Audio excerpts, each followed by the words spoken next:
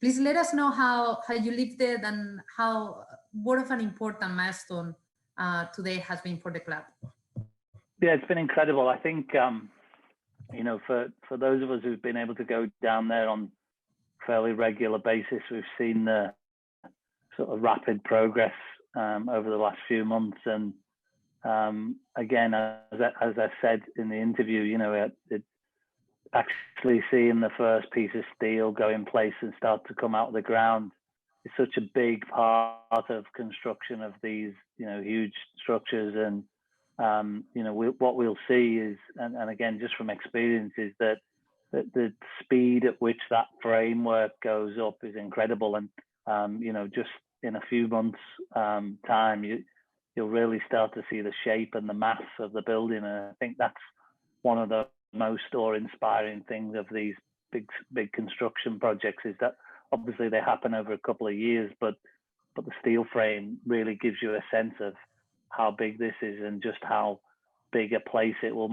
take on the landscape. So it was exciting for everyone to be a part of that, and great testament to all those people, even from way back in the planning and everything else of this to get to today. So it's a really incredible day and a great moment.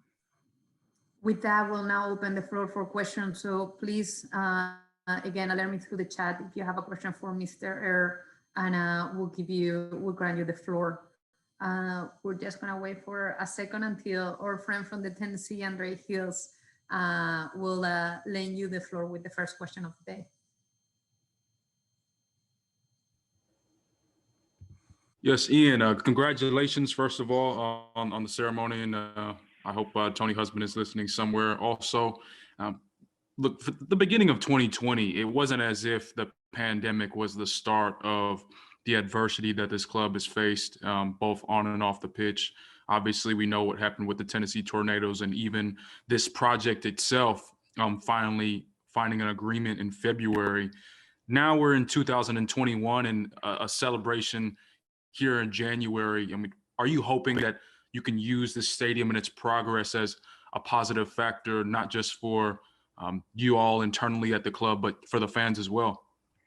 Absolutely. I think, there have been many kind of peaks and troughs in Nashville SC's journey, not just to the stadium, but as you say, for the city and for all sorts of other things. And, I think we're all sat at home some days or sat at work some days, for those of us who can go to the office and thinking that, when will we get back to normal? And of course, that may still be a little way down the road for lots of people, but I think the actual ability to see something as positive as this and see it really taking shape. And in some ways, the pandemic has perhaps had a positive effect for once on construction, because, there was a huge excavation project that went on through lots of last year and early into this year. And the ability to have those big trucks on the road with less traffic and all that type of thing has in some ways helped. So I think we take the positives from the negative, and certainly today feels like a very positive day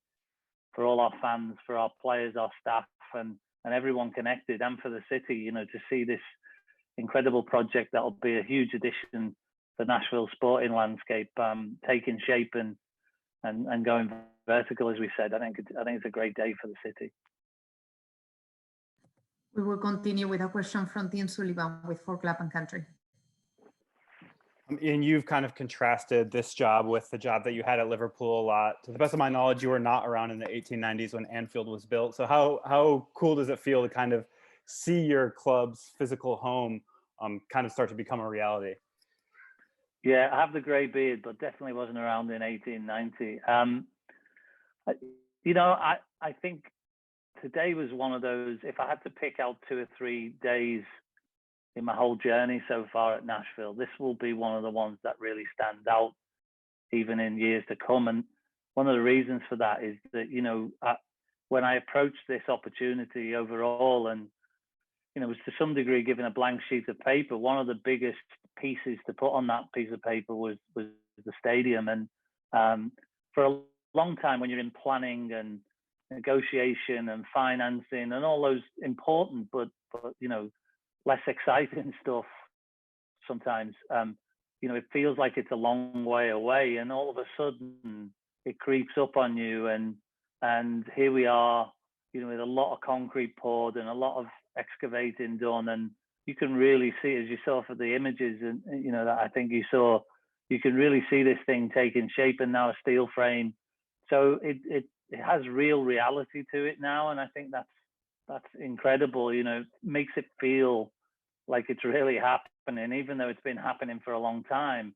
It really feels like that. And when I ultimately in the future look back at what we did here, this will be one of the biggest pieces, this stadium, what it will mean to this club, and to be, I feel humble and grateful to have had any part in being able to create this, because it isn't just about what we do now and when we play in the first game next year. It's about, this will be the spiritual home for the club for the rest of its life, hopefully, and that's an incredible thing to be a part of. So nothing to top that, to be honest.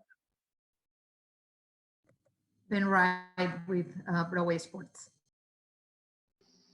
Yeah, Ian, I mean, first of all, we've seen the stadium construction progress today, but you've also recently announced the new training facilities that'll be built within the next couple of years. Just what kind of a draw do you think that will be? I mean, obviously for fans, but even as like a recruitment tool for players down the road, having this level of facilities in Nashville?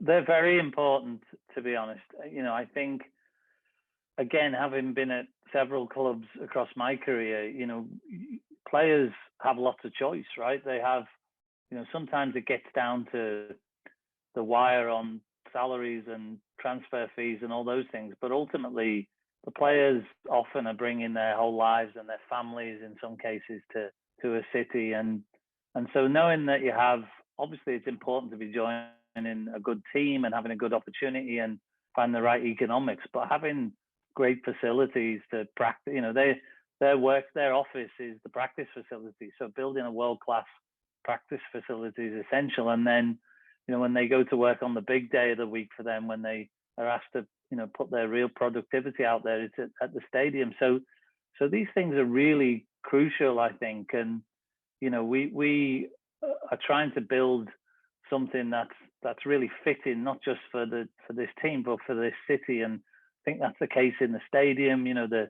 materials, the design, very much designed to fit into that area in Wedgwood, Houston, and it was it was designed and chosen that way. And the same will be the case of the practice facility out near Antioch, where we feel that's another key part of the Nashville community, and to be in that arena and in that area and to deliver something special in that area, I think that they're all important. And we're excited about all of it, just as we were with the academy, which we finished at the end of last year. And they're the three big infrastructure building blocks for the club, and it's a huge testament to the ownership and everyone who's worked on it, that commitment has been there to put these, it's not without significant investment and in all three, and that says something about the ambition of the club, I think, in the long term. Tim Sullivan with a follow-up question. Hey, sorry if you can hear some child screaming in the background. But as you look kind of to the distant future with the stadium, do you kind of have a little bit of hesitance as you look with a labor dispute potentially brewing right now as you get into this season? Or is it something that you kind of have to compartmentalize a little bit and not worry about it and kind of let the league deal with it the way the league's going to?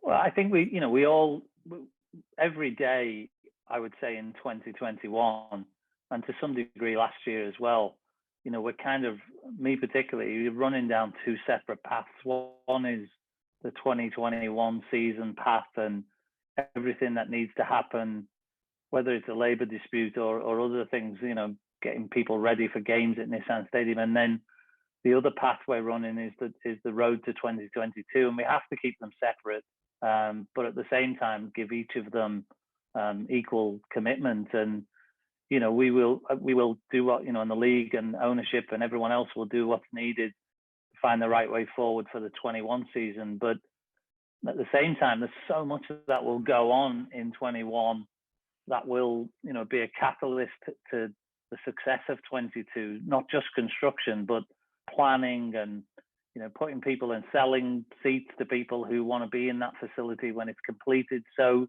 we have to keep them separate, but they for sure are both time consuming and both need our attention. But I feel positive about everything related to 2022 and excited about finding a solution with the CBA and finding a solution to get games started, and most importantly to get as many fans as possible into Nissan Stadium in the 21 season, because I think for all as well as being the CEO of a Nashville Soccer Club, I'm a huge soccer fan and have been my whole life, and I think we all want to get back to as many people as possible being able to enjoy that safely.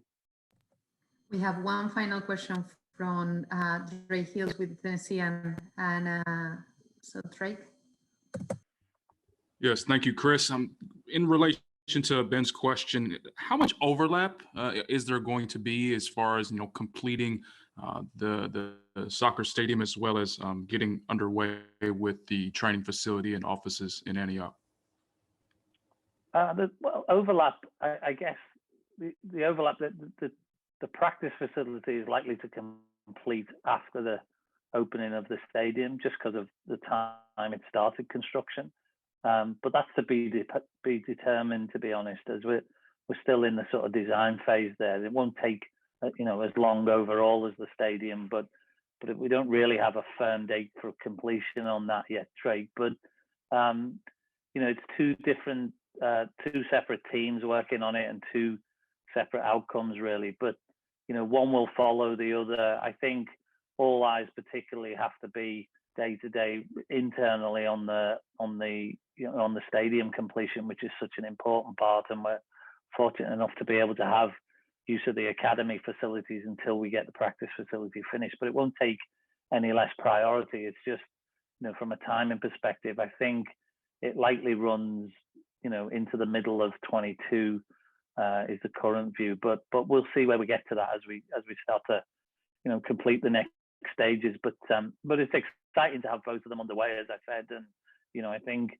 when we get to the end of 2022, I think what we'll have seen is will be a very landmark period, I think, for this club, in the sense that we should have all of our facilities completed, and having completed our first season in our home stadium, and it's, as I said, 2020 was as memorable for lots of reasons, but we had a very memorable season on the field ultimately, and did incredibly well. And we'll want to do the same thing. We'll want to bring all our fans, hopefully 30,000 people, to games in this new stadium and deliver for them, because there's nothing like being entertained in a great venue, and that's really the purpose of the whole thing. And so there'll be some overlap, but I think all in all we should be pretty close to finishing both around the same period.